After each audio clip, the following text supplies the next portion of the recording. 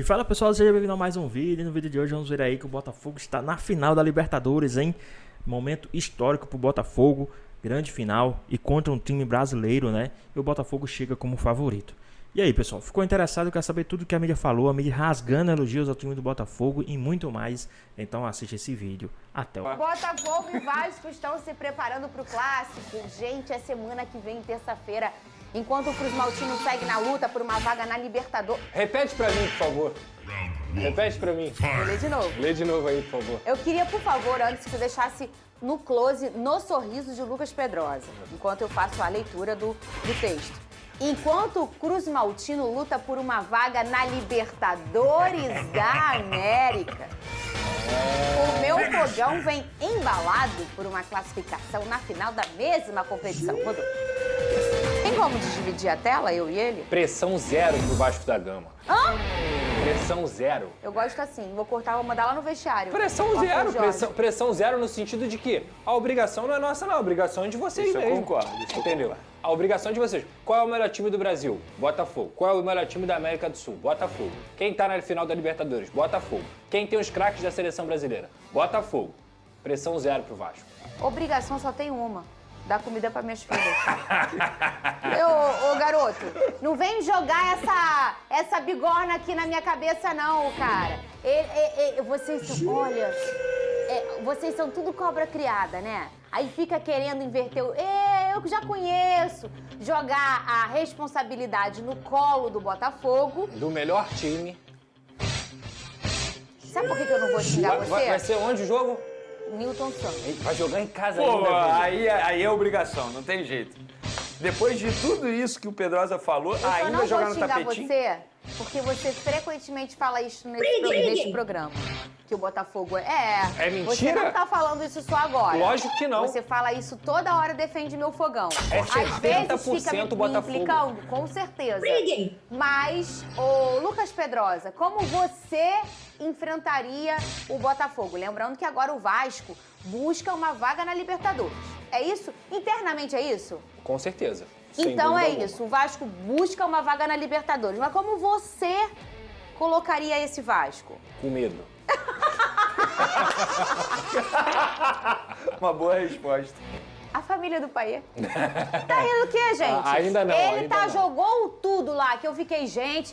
Eu sempre falei aqui nesse programa, quando o Paiê joga, eu assisto ao Vasco só pra ver o Paiê, que eu adoro o Dimitri Payet. Eu acho que ele joga muito, é um estilo de jogo um pouco mágico, é uma mistura do futebol antigo com o futebol atual. Aquele homem jogando o futebol lá no estádio Newton Santos do jeito que ele joga, já não. jogou, já jogou. E jogou bem, né? E jogou bem. Esse ano, 4-2 lá no Newton. Recordar é viver, Adoro Pedro. quando ele fica 4-2. assim. Esse Eu ano, adoro. o avassalador Botafogo não ganhou Eu do adoro Vasco que tem ainda. uns vídeos dele que envelhece mal. Ah, aqui, sim. aqui. O seu Não, também. olha só. O meu também. Só fato Mas é jornalístico. igual a pênalti. Só erra quem bate, Pedro. perfeito. Não tem jeito. Os que a gente acerta, ninguém lembra. Ninguém lembra, pô. Os cortes certos, ninguém lembra. Toma! Mas... Ô, Benê, pelo lado do fogão, e eu tava pensando aqui sobre a temporada do Botafogo, em relação à quantidade de jogos, lembrando que o Botafogo também participou da pré-Libertadores, né? Então, assim, teve alguns joguinhos a mais, são só 4, mas são jogos com a exigência mental muito alta. Se a gente for parar e analisar, a final da Libertadores, que será o jogo mais importante da história do Botafogo, é daqui a um mês só, no dia 30 de novembro. Então, até lá, você vai fazer o quê? Sim. Vai poupar sempre o seu time titular? É claro que não. Inclusive, para esse jogo, ele vai começar com o time titular, porque ele poupou no jogo contra o Peñarol, então ele já tem uma espinha dorsal, a gente já sabe muito bem isso, e eu acho que ele está certo, ele tem que focar ao máximo nessas rodadas que antecedem a final da Libertadores, porque o Botafogo é o atual líder, está brigando pelo título do Campeonato Brasileiro. Então, sim, tem que dar tudo de si nesses jogos, mas a gente sabe que, independentemente do jogador que entrar em campo, uma ou outra posição o nível acaba caindo um pouco, mas são jogadores que sabem o que fazer. É isso que eu gosto de ressaltar. O técnico Arthur Jorge tem um elenco na mão. Os jogadores sabem, são muito bem treinados. Então, independentemente de quem entra em campo ali, você pode ter certeza que a função tática e até mesmo técnica será cumprida. Mas é óbvio que, repito, em determinadas posições o nível acaba caindo um pouquinho. Lembrando que falta ainda para esse jogo, é na terça-feira, segunda Sim. a gente debate mais. Você queria falar alguma coisa, Dois Pedro? pontos importantes, um pro lado do Vasco e o outro pro lado do Botafogo. Vou começar pelo Botafogo. o Palmeiras enfrenta o Corinthians fora de casa. Então, nessa briga pela rodada do Campeonato Brasileiro, o Botafogo está jogando em casa, o Palmeiras fora. O Botafogo em casa, o Palmeiras fora e vice-versa. Então, o Botafogo vencendo o Vasco da Gama e o Palmeiras tropeçando contra o Corinthians, o que não seria nenhum absurdo, o Botafogo poderia aumentar ainda mais a vantagem. Cadê meu leque, Alex? Pelo amor de... no Campeonato Brasileiro, tá? Agora, do lado do Vasco, o lado positivo é que o Cruzeiro, que é o grande time que o Vasco está disputando ali na tabela, Cruzeiro, Bahia, o Cruzeiro está na final da Sul-Americana. E é a chance real do Cruzeiro conquistar um título. Então eu tenho certeza que o foco do Cruzeiro nesse final do ano vai ser, de fato, a Copa Sul-Americana. E o Vasco precisa se aproveitar disso para pelo menos pontuar contra o Botafogo. Não pontuar nessa reta final é muito ruim para o Vasco da Gama. Lembrando que a tabela do Vasco, ela ainda tem um jogo contra o Internacional em casa, ela ainda tem um jogo contra o Atlético Goianiense em casa e ela tem também uma partida contra o Atlético Mineiro, focado em Libertadores e Copa do Brasil, e também contra o Cuiabá, que nas últimas rodadas, já vai estar praticamente rebaixado. Então a matemática, ela é favorável ao Vasco da Gama. R$2 ou um presente misterioso? Um presente misterioso. Tá cheio de presente hoje, hein, Fernando? Pede pro fogão. Aí depois você vai ganhar, eu vou fazer uns trabalhos fortes de tudo que eu tenho de religião. De todas as religiões, tô com negócio de cartomante, tô com negócio de tudo. Tá bom. Botafogo é muito pela qualidade dos jogadores. E eu queria te ouvir, porque assim, eu vejo o mental desse time do Botafogo também muito forte. Lógico. E eu vejo o Atlético. É que o Atlético ele é mais camaleão, né? O Atlético do jogo de ida do jogo de volta contra o Fluminense, o Atlético do jogo de volta contra o River, o Atlético do jogo de ida contra o River, porque é campo neutro. Então também, esse camaleão eu não sei, porque o Atlético jogando na arena, a gente fala de campo e bola também, não fala só de mental. Não, sim, e por exemplo, há uma discussão de quem tem o melhor ataque do Brasil em termos individuais. Hulk e Paulinho é uma das melhores duplas do Brasil. E o Davinho já começa a entrar na conversa. Claro que sempre foi essa dupla, agora com o Daverson. Só que falando de duplas especificamente, o Galo sempre foi Hulk e Paulinho. Mas do outro lado, tem a dupla que hoje é a titular da seleção brasileira, que é o Luiz Henrique e o Igor Jesus. Em momentos diferentes de carreira para cada dupla, mas são times muito fortes. A gente está falando de uma zaga de Barbosa e Bastos, zaga muito forte. Está falando de um trio de zaga de Lianco, de Batalha e de Alonso que transformaram uma cara do Atlético. Então, é um jogo equilibrado, com o Botafogo sendo o melhor time do país, mas o Galo se transformou num time de chegada muito forte.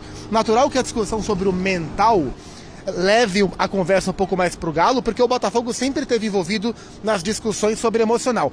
Mas vamos lembrar que na própria Libertadores é um Botafogo que contra o São Paulo toma um gol no final que leva o jogo pros pênaltis e se mantém... Que poderia ser uma... Poxa, agora a penalidade já era, no Morumbi, e se mantém firme para eliminar o São Paulo. Então, é um Botafogo que toma um gol no final contra o Criciúma pelo Campeonato Brasileiro, mas vem para o jogo da Libertadores contra o Peñarol e amassa o Peñarol em 5 para garantir a vaga na final. Então é um time que já teve discussões sobre o lado emocional, mas que me parece hoje não ser a principal pauta. Será uma final muito equilibrada, com o Botafogo sendo o melhor time e jogando um melhor futebol, mas que não é garantia de nada. É isso, né? A gente tem... Você até falou aí, né, Zupac, sobre... Vai lá, Roberta. Não, é que o Zupac falou agora sobre o mental desse Botafogo, que a gente sempre acaba comparando com o do ano passado, né? O Arthur Jorge não gosta nada disso. E isso passa muito, inclusive, pelo treinador. O Arthur Jorge é um cara que não gosta de zona de conforto, ele gosta de desafio. Quando o Botafogo lá atrás, a gente já vem falando isso aqui também na nossa programação, foi dado como morto, né? Quando ninguém acreditava, ele fez esses jogadores acreditarem. A gente ouviu isso muito ontem na Zona Mista, que o Arthur Jorge, lá no começo, falou: nós vamos conseguir essa classificação. Então, é muita força também do treinador, né, Rafa? Com certeza, Roberta. E quando sai o chaveamento do mata-mata da Libertadores, e a gente vê algumas possibilidades, né, em relação a futuros cruzamentos e aquelas naturais perspectivas, a bolsa de apostas, quem serão os finalistas, era muito comum que se colocassem o Flamengo, que se colocasse o Palmeiras, que se colocasse o próprio São Paulo, pela questão da história da própria competição. Naquele momento momento do início do mata-mata, Botafogo e Atlético eram times com problemas, né? Dois times com dificuldades de se lotarem dentro de uma temporada, de traçarem perspectivas mais claras, cada um pela sua natureza. Botafogo tinha tido uma troca importante do comando técnico, o Atlético um elenco diminuído pela quantidade absurda de lesões em massa e quase todas no sistema defensivo. E aí está o mérito de dois grandes treinadores, né? Recuperarem bem dois elencos de qualidade, potencializarem a autoconfiança desses elencos e levarem os dois times até a decisão. Agora, é bacana debater essa questão associada ao favoritismo, que todo mundo faz isso mesmo, né? Eu falei mais cedo e acho que o Botafogo tem 55 contra 45 do Atlético Mineiro. Agora, tem tudo para ser um baita de um jogo, uma partida espetacular, de um altíssimo nível, uma vitória, uma partida, um jogo, uma final, à altura da tradição dos dois times e, evidentemente, né, um jogo que tende a ser estratégico. Porque se a gente reconhece que os dois técnicos são autorais, se eles fizeram trabalhos de diagnóstico, recuperação, formatação e execução de altíssimo nível, é muito difícil saber quem leva a melhor neste campo. Mas, sem dúvida, o Botafogo, para mim, tem esse pequeno favoritismo. E mental por mental, viu, Zupac? E, amigos, não dá para esquecer também aquele gol do Gustavo Gomes que foi anulado no finalzinho do jogo contra o Palmeiras. Aquilo fez muito botafoguense pensar, de novo não, né, gente? Tem essa questão psicológica, mas parece realmente, né, Mari, que foi deixado um pouco para trás com esse Botafogo. Já se provou algumas vezes aí. Até porque são outros jogadores, praticamente, né? Pensando no elenco dos que permaneceram e pensando nos titulares ali, os que construíram essa vantagem enorme de 5-0. Então é um outro trabalho, é um outro momento, um outro treinador.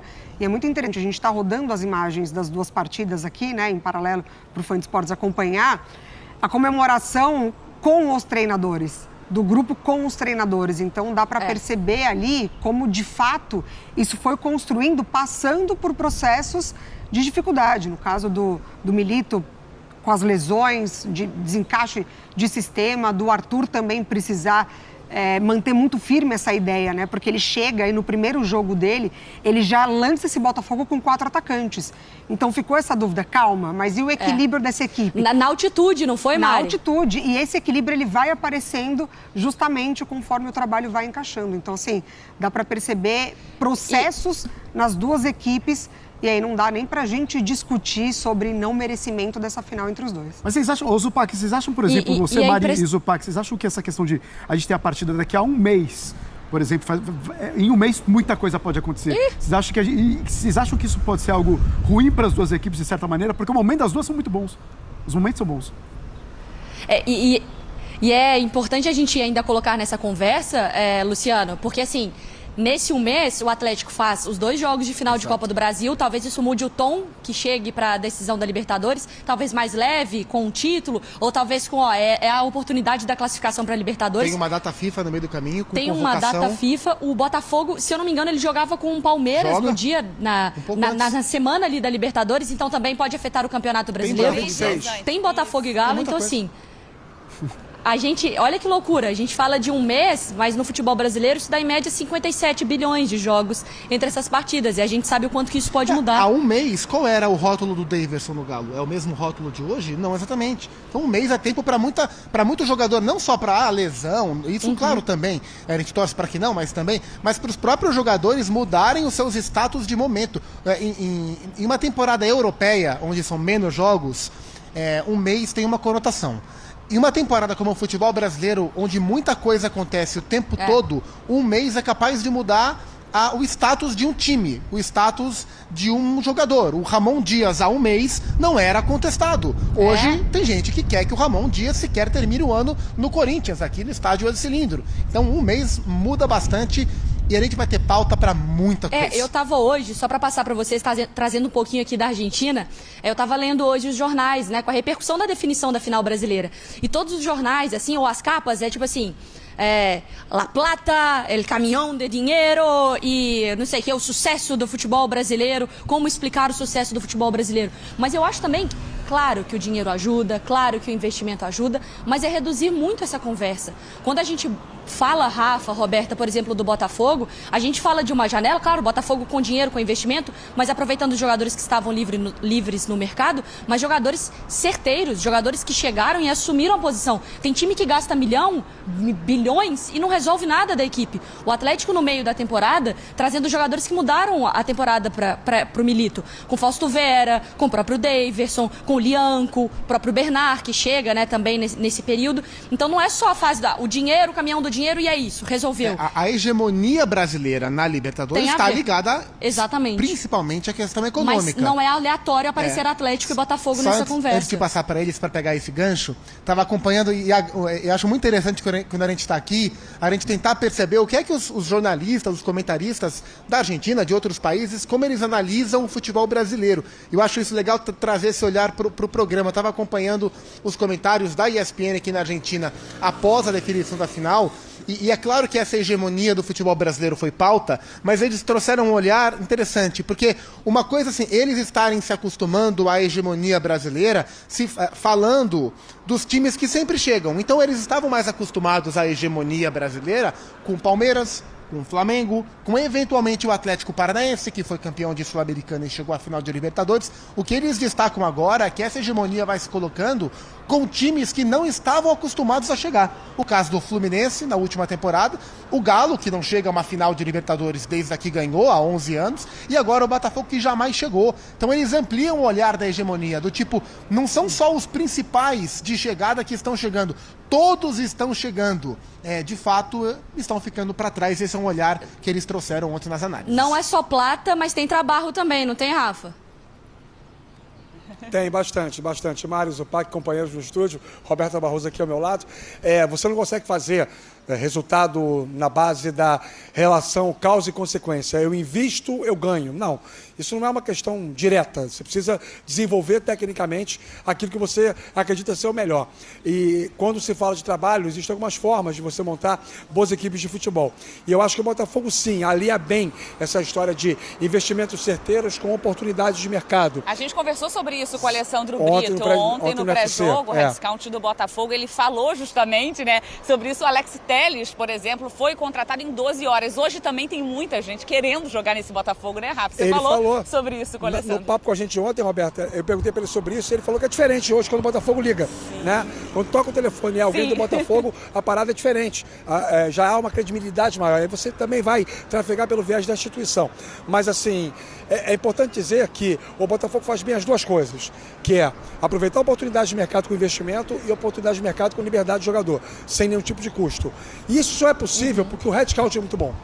O head scout é muito bem desenvolvido, trabalha mapeando muito bem os jogadores. Ontem eu perguntei isso para o Alessandro, óbvio que ele vai dar o pulo do gato, mas ele disse, o Alessandro Brito, que é o responsável por esse mapeamento, como é que eles fazem a história de observação, o campo de ampliação. Ele tem pontos estratégicos em todos os países da América do Sul. E que o Textor também ajuda nisso. O Textor é o mais participativo. Ele falou, o Textor é o que mais participa. Porque o Textor vê muitos jogos, né? O Textor vê em média 20, 22 jogos por semana. Sim. Do mundo inteiro. Então, ele também é um dono que participa. Então tem muitas coisas que ajudam a explicar essa questão associada ao sucesso do Botafogo, não há dúvida.